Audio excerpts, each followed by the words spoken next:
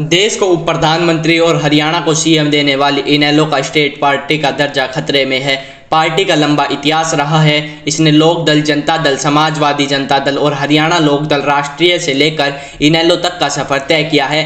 पूर्व उप प्रधानमंत्री चौधरी देवीलाल ने पार्टी का सफर शुरू किया था। 2018 में चौटाला परिवार बिखरा तो इनेलो को बड़ा नुकसान हुआ। 2019 के लोकसभा चुनाव में 1.79% और विधानसभा चुनाव में 2.44% ही वोट मिल पाए।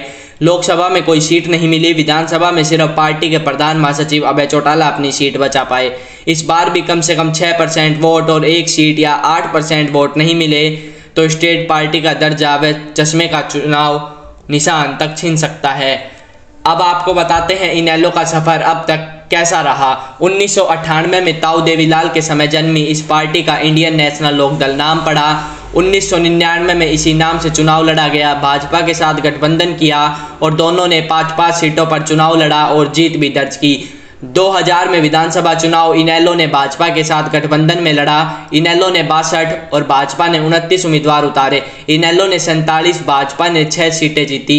ओम प्रकाश चौटाला 5वीं बार सीएम बने। 2004 के चुनाव में भाजपा इनेलो का गठबंधन टूटा। लोकसभा चुनाव में कांग्रेस ने 9 और भाजपा ने 1 सीट जीती।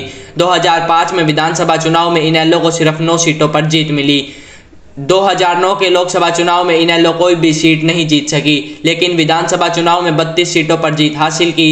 इनमें 1 सीट पर गठबंधन में अकाली दल का प्रत्याशी था। 2014 के लोकसभा चुनाव में इनेलो ने 2 सीटें जीती। विधानसभा चुनाव में भी 19 सीट जीत गई। 2018 में इनेलो बिखर गई। ओम प्रकाश चौटाला के बड़े बेटे अजय चौटाला व उनके बेटों ने अलग होकर जननायक जनता पार्टी बना ली। 2019 के लोकसभा चुनाव में इनेलो को कोई सीट नहीं मिली।